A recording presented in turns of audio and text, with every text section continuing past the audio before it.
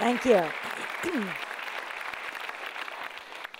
It is a great honor to be with you all today in this sanctuary of dissent. How many of you have ever heard or watched or read Democracy Now? Well, we're giving out flyers to let you know all the places. In addition to democracynow.org, you can get Democracy Now! Here in Berlin, it's on Alex Radio and television, and in other places throughout Germany and around the world. I originally come from Pacifica Radio, which was founded after World War II in 1949 by a conscientious objector named Lou Hill. When he came out of the detention camps in the United States, he said there has to be a media outlet that is not run by corporations that profit from war, but run by journalists and artists. And that's how Pacifica was born. The first Pacifica station, KPFA in Berkeley, California, 1949. Then the second station in Los Angeles, KPFK, in 1959. My station in New York, WBAI, in 1960. And the fourth of the 5 stations, KPFT, was established in Houston, Texas. Houston, the Petro Metro. Founded in the spring of 1970. It's the only radio station in the country whose transmitter was blown up. In the first weeks of operation, the Ku Klux Klan strapped dynamite to the base of the transmitter and blew it to smithereens. When they got back on their feet and rebuilt it, the Klan blew it up again. I mean, the silver lining, it's not like Pacifica had money for advertising, so it certainly blew it into the consciousness of the potential listening audience of Houston. But I can't remember who it was in the Ku Klux Klan, if it was the Grand Dragon or the Exalted Cyclops, because I often confuse their titles. But he said it was his proudest act.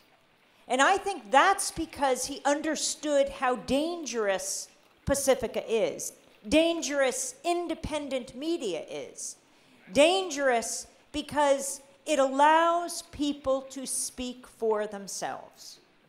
And when you hear someone speaking from their own experience, whether it is a Palestinian child or an Israeli peace activist, whether it's an uncle in Afghanistan or an aunt in Iraq, it breaks down caricatures and stereotypes that fuel the hate groups.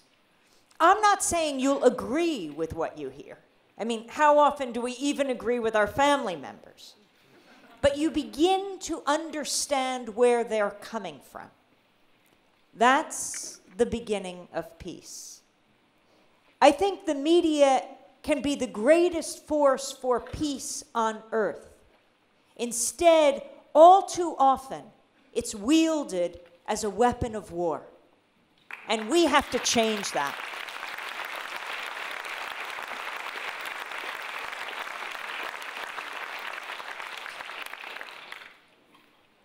Movements are what make history.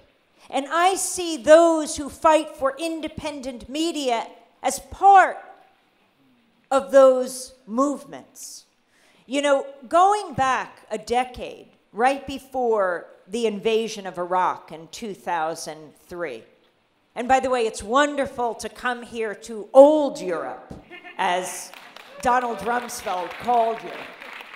Germany and France, the countries that opposed the invasion of Iraq. But in the lead up to the invasion, February 5th, 2003, Colin Powell, the general, the Secretary of State of the United States, gave his push for war at the United Nations. You know, he had a lot of credibility. He was a general who was dragging his feet on war. And when he said the evidence is in that Saddam Hussein has weapons of mass destruction, that was the nail in the coffin for so many. So there's a media watch group in New York called FAIR, Fairness and Accuracy in Reporting, FAIR.org, that did a study of the 4 major nightly newscasts in the United States in that 2-week period, 6 weeks before the invasion of Iraq. A few weeks ago, I introduced Noam Chomsky at the UN General Assembly. 800 people packed in to see him, ambassadors, public, people from all over the world. And he talks about the media manufacturing consent for war. So that period, 6 weeks before the invasion, was so important because people were making up their minds. And the media is where you get the information to make your decisions. So FAIR looked at the 4 nightly newscasts in the United States: NBC Nightly News, ABC World News Tonight, CBS Evening News, and even the public broadcaster television, the PBS NewsHour. In that 2 weeks around Powell's speech, the speech, by the way, he would later say was a stain on his career. There were 393 interviews done around war. 393. Now this in the United States was at a time when half the population was for war, half the population was opposed to war. So you'd think around maybe 180, 200 voices against, 200 for. Guess how many were with anti-war leaders? 3. 3 of almost 400. That is no longer a mainstream media. That is an extreme media beating the drums for war.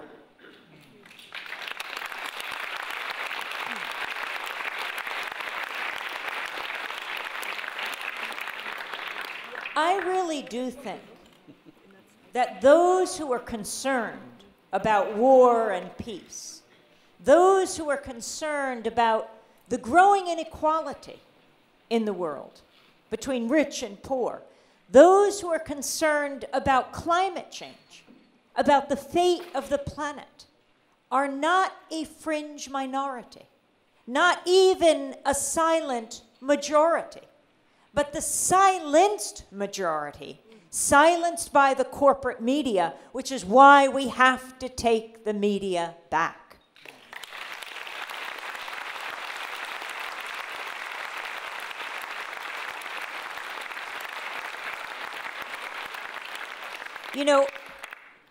Democracy Now! Began almost 19 years ago. In 1996, we started just to be a special broadcast, the only daily election show in public broadcasting in the United States. It was when President Clinton was reelected. And it was going to end the day after the election. But because our focus was what people were doing in their communities. When Pacifica called me and said, would I host this show? I was in Haiti. I was at an underground house covering the people who risked their lives to go out to the polls and vote, for example. People would be gunned down. Or in places like East Timor, people killed when they tried to vote. And yet in our country, and I said, why would I host this show? In our country, most people don't bother to go out and vote. But I didn't think it was because of apathy. I thought people do care. Maybe they didn't think there was a choice, a real choice. Perhaps they were just involved in other things. And I wanted to use the primary system, where you go from state to state and states vote, to look at what people were doing in their own communities. What were they engaged in? What lit their fire? So I came back to the United States, and we traveled the country. And when the election ended, when I thought we were packing up Democracy Now!, there was more demand for the show after than before. And so the show grew. It was first only on radio. And then the week of September 11, 2001, of the attacks on the World Trade Center, we were the closest national broadcast to Ground Zero. We went on one TV station, kind of a televised radio show, that first week. We were emergency broadcasting. And then TV stations all over the United States were saying, can we run the show? We, FedEx DHL'd them, in video cassette, because I thought it's breaking news. It can't take time in the mail. And when we would go on a TV station, the public radio station would say, can we run Democracy Now? And then when we were on that public radio station, the PBS, the public broadcaster, would say, can we run Democracy Now? In fact, here in Berlin, you can ask the NPR station if they could run Democracy Now! I think that's putting the public back in public media. When it comes from people at the grassroots saying, this is what we want to hear, voices reflecting back at you of your neighbors. You know, instead of what you get in the rest of the media. And I don't know about your media in Germany, but I can tell you about our media in the United States. It doesn't matter what networks. They seem to be competing, but it's the same small circle of pundits on all the stations that know so little about so much, explaining the world to us and getting it so wrong. We need to hear the people that are the experts in your own communities telling us what is happening and what you would like to see happening. I'm often concerned that on Democracy Now! You will get depressed. You'll say there's so much difficult that we have to deal with. But so many people say it inspires them because the people that are describing the difficulties and the atrocities are the people who are doing something about it. That is what is hopeful. So now, Democracy Now! Started on 8 community radio stations. We're broadcasting on over 1,300 public radio and television stations around the country and around the world. It is our responsibility to go to where the silence is. Now,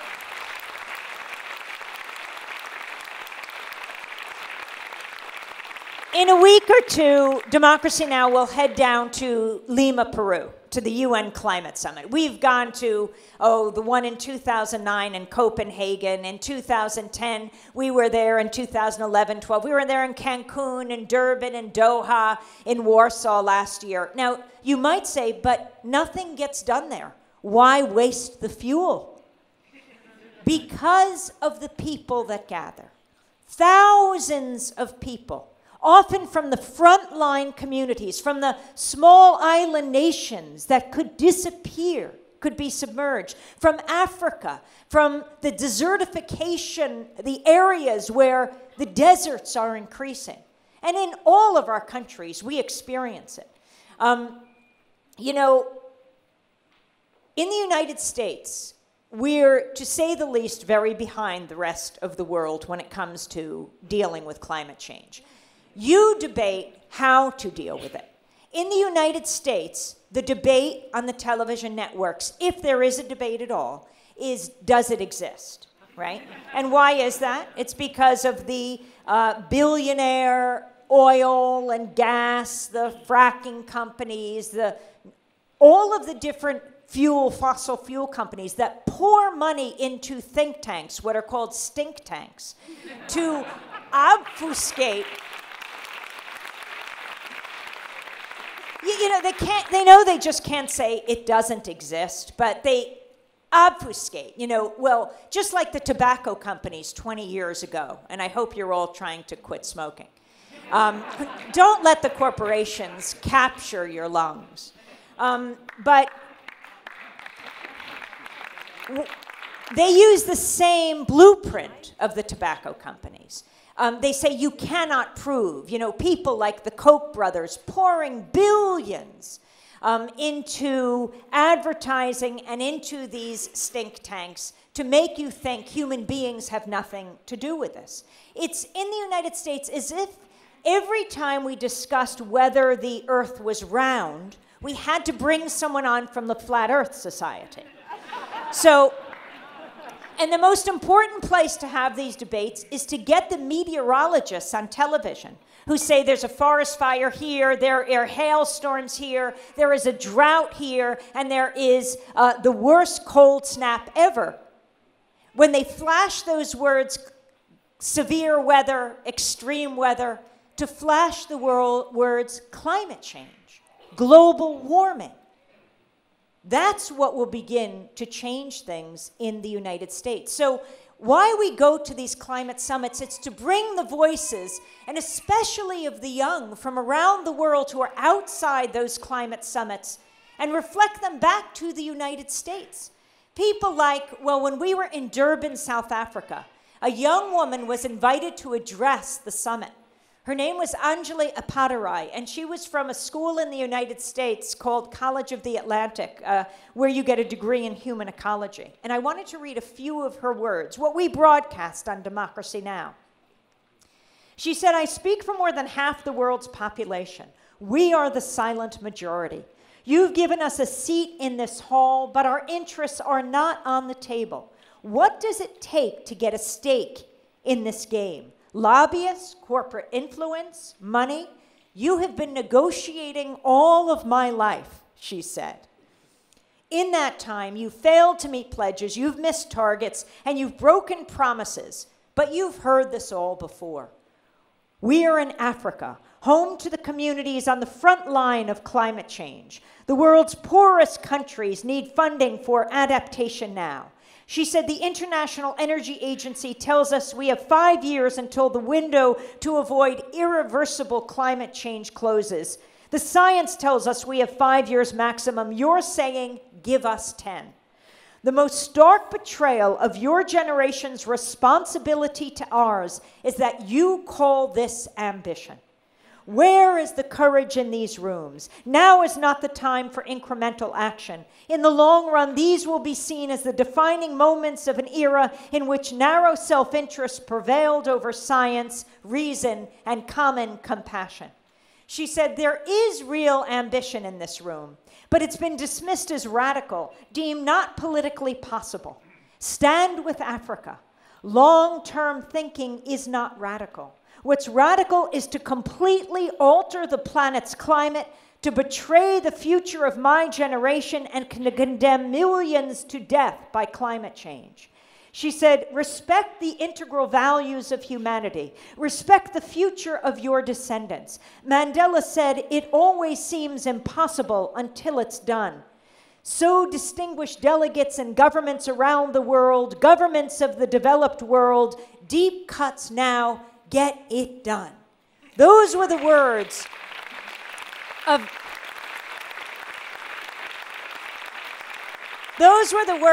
Anjali Appadurai. And the chair of the climate summit said afterwards, "Thank you so much, Anjali Appadurai, speaking for the youth, speaking on behalf of half the world's population." I think he said, "On a purely personal note, I wonder why we let not speak half the world's population first in this conference rather than last."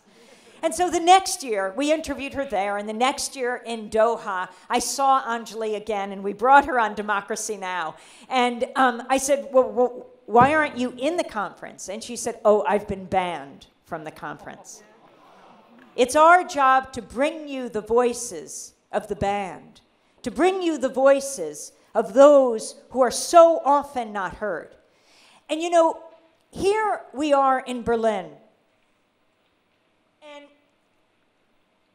in the United States, a film just came out by a resident of Berlin, Laura Poitras, now the Pulitzer Prize-winning journalist, Laura Poitras, who was so brave, together with her fellow Pulitzer Prize winner, Glenn Greenwald, to come to Hong Kong and meet with Ed Snowden when he left the United States to bring out the documents that have rocked the planet.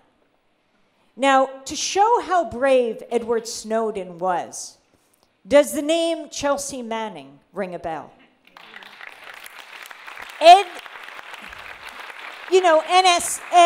Snowden is the 29-year-old, was the 29-year-old NSA subcontractor who realized as he was doing his work for the NSA and the CIA and the various intelligence agencies.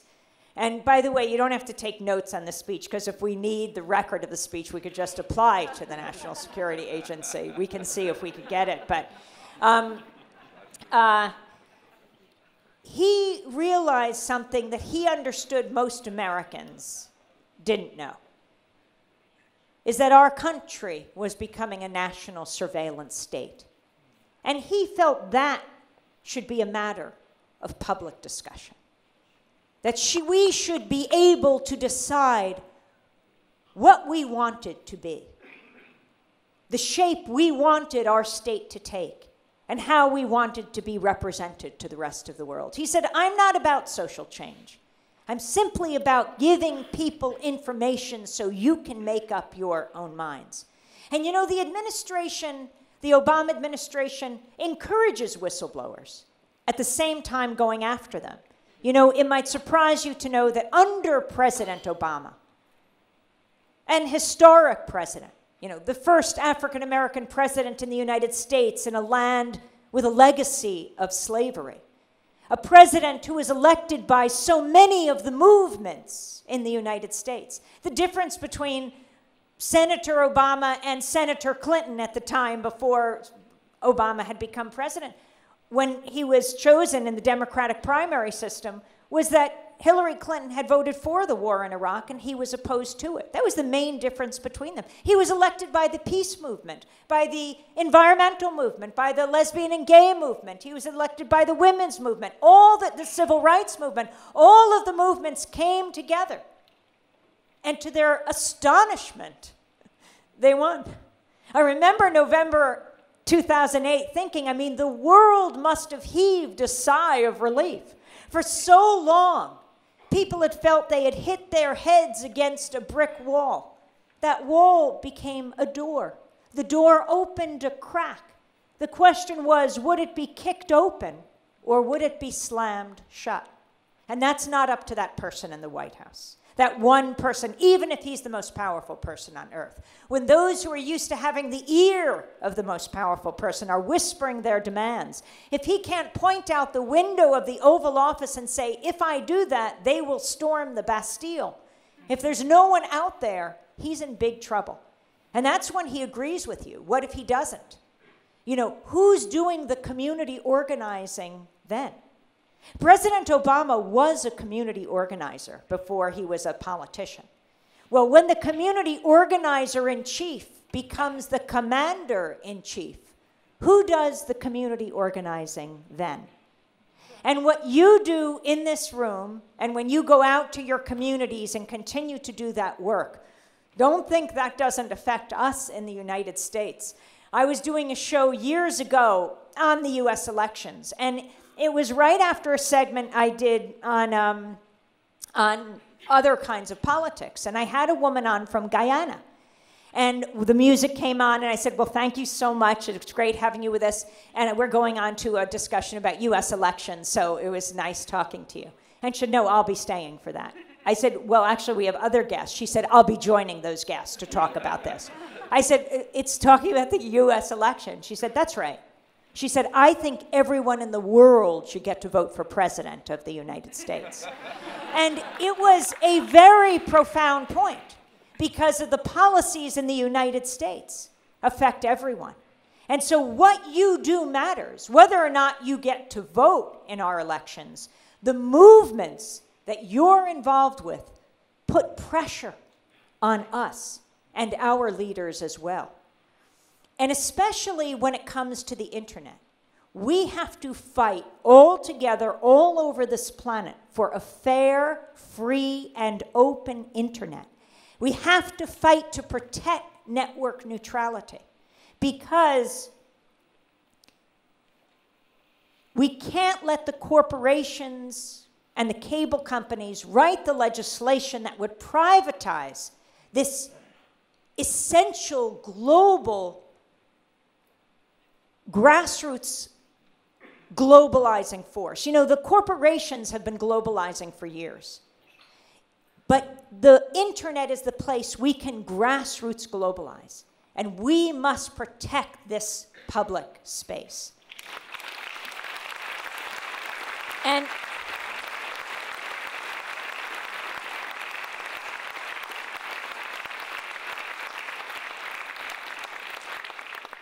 what Edward Snowden did is he let us know what's happening not only in the digital world, but what's happening when powerful governments centralize their power.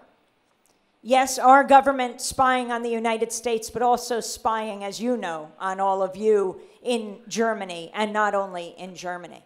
So Edward Snowden revealed this in Hong Kong, incredibly brave, because he made the decision when Manning was on trial in the United States. And the moment Manning was arrested in Iraq, a young intelligence officer who managed in the middle of the desert to download how many thousands, hundreds of thousands of documents that told us about the war in Afghanistan, the war in Iraq, and State Department cables going back I don't know how far. That's what he was charged with.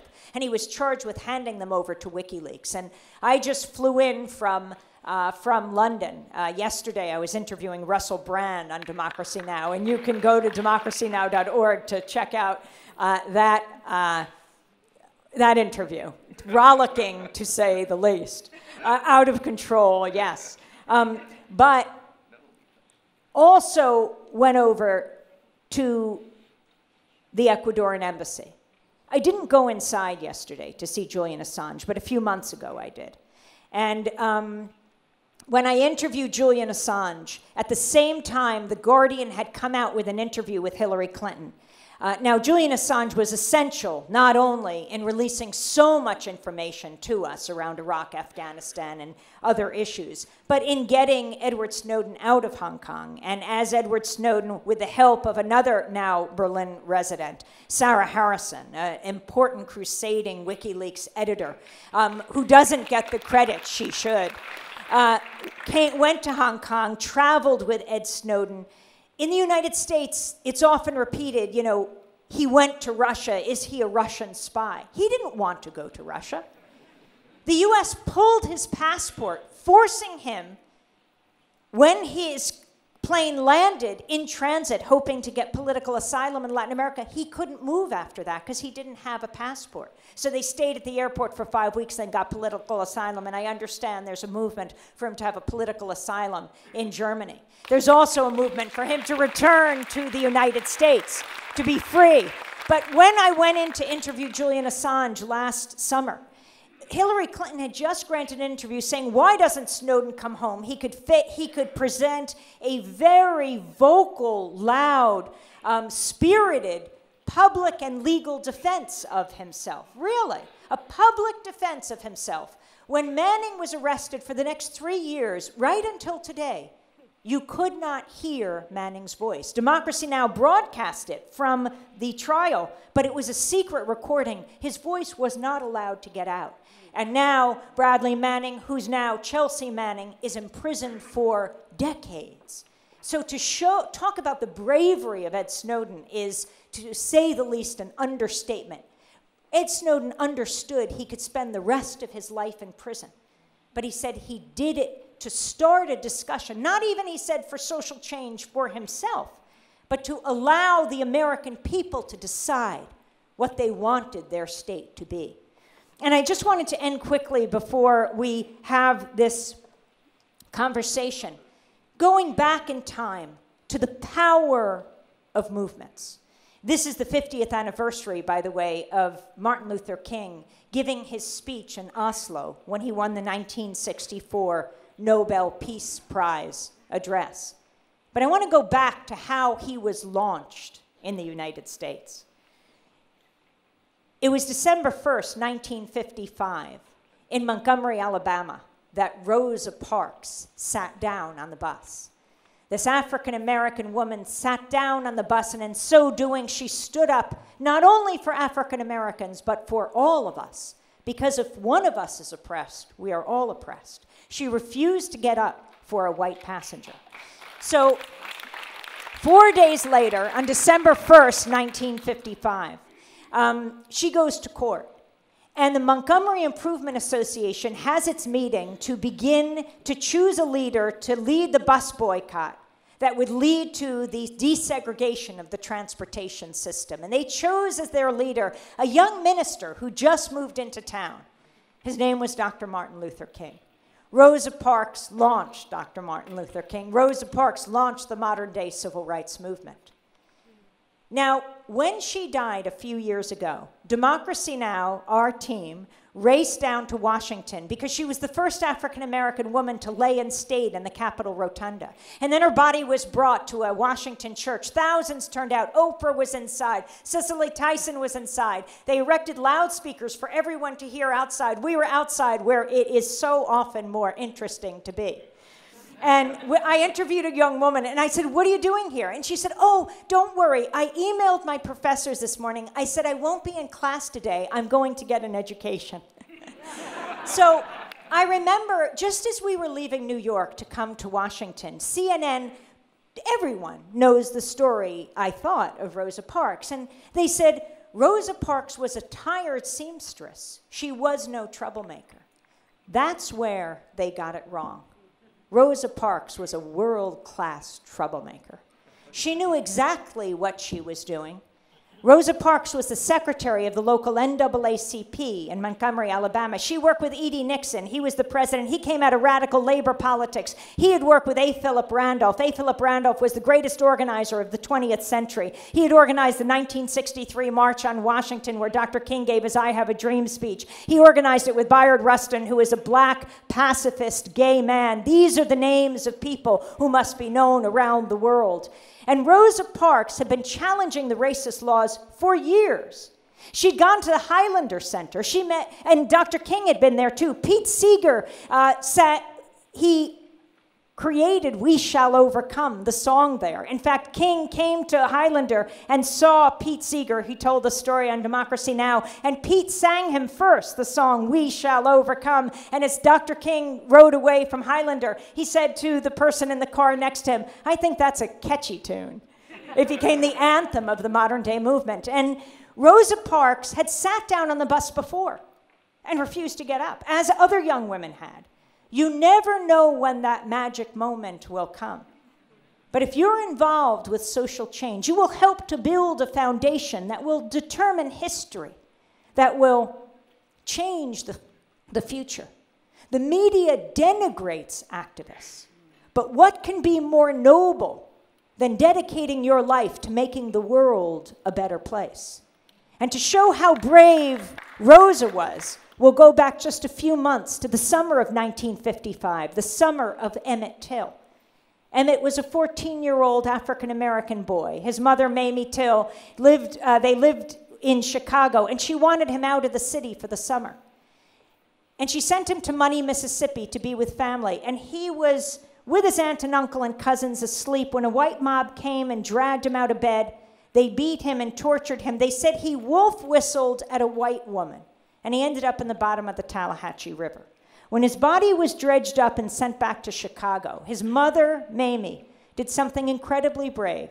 She said she wanted the casket and the casket open for the wake and the funeral. She wanted the world to see the ravages of racism, the brutality of bigotry. Thousands walked by his casket and saw, and then Jet Magazine and other black publications actually took photographs of his distended, mutilated head, and they were published. And they were seared into the history and consciousness of the United States. Mamie Till had something very important to teach the press of today. Show the pictures, show the images. Could you imagine if for just 1 week we all saw the images of war? A baby dead on the ground above the fold of one of the surviving newspapers. We knew her name and her story was told in an article. If the top of every news and television and radio report told us the story of a woman killed in a drone strike in Yemen, perhaps part of a wedding party, and we heard who she was about to marry, and we heard about her mother and her father. If everyone's tweet, if every email, if everyone's Facebook wall told the story of a soldier dead or dying for just 1 week, not only Americans, but people all over the world are compassionate. They would say, no, war is not the answer to conflict in the 21st century. Democracy Now!